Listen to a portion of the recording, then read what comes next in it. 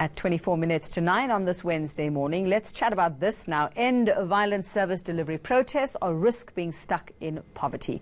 That's the warning from insurer Sasria. It says the country is wasting precious resources fixing things instead of rolling out new infrastructure. And with service delivery protests on the rise over the past 5 years, cases of vandalism have also jumped. Joining us this morning is Sasria Managing Director Cedric Masondo to chat more about it. Cedric, good morning. Good morning. So you've been watching this and watching what is happening with service delivery protests.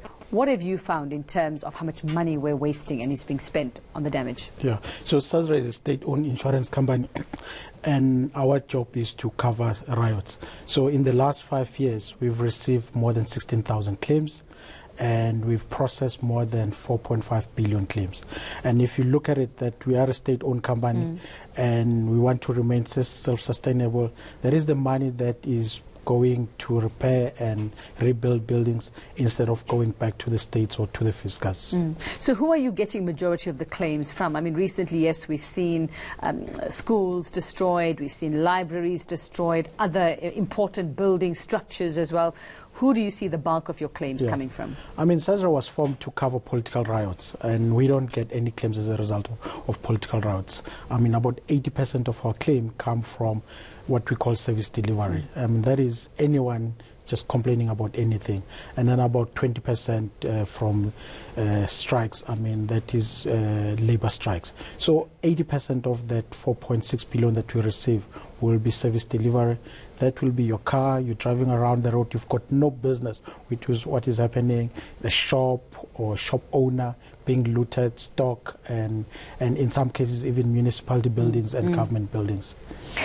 So what happens when this happens? I mean, how do you investigate? How do you, especially in the case of a motorist, say for example, I'm an ordinary motorist, I have my own insurance with my car. How do you just take for granted that this is what has happened and pay out a claim? So how do you work that out? So we operate like any insurance company. So we'll investigate whether the incident did happen, and in most cases we can collaborate with the police, and we'll, even if it's a bigger claim, we'll appoint a loss adjuster to investigate that the incident did happen. And then if we find that it is a claim, we'll pay the claim.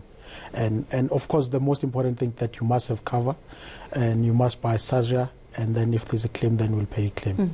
So I see here, I mean, you go into some figures, Cedric, in what you've actually written about this, about what it's costing when it comes to rebuilding, when it's schools, when it's clinics, when it's roads. I mean, and you describe it as cutting off your nose to spite your face in terms of these communities. I think the problem and what we're seeing and what we want to talk about it is that last year was a bad year.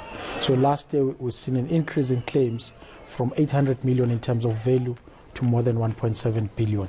So this is just in the last 12 months. And we're seeing an increase even in the last 3 months. And that's the warning for us that if we continue to do that and we're destroying our property, this company, which is self-sustainable now, in future might not be self-sustainable because the claims will be so big that we will not be able to afford. And the pity is that every time there's an increase in claims, as an insurance company, we're forced to increase premium. And no one benefits out of these things because as a consumer, you have to pay more for such a claim.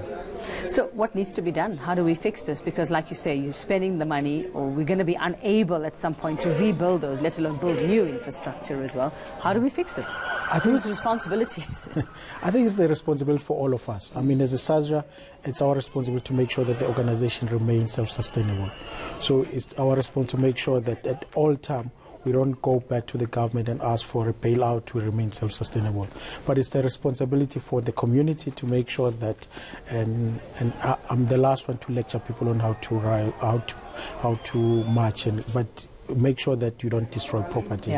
It's also the responsibility of the security cluster to make sure that we prevent this violent incident. How much longer do you reckon you'll be able to pay out claims of this nature?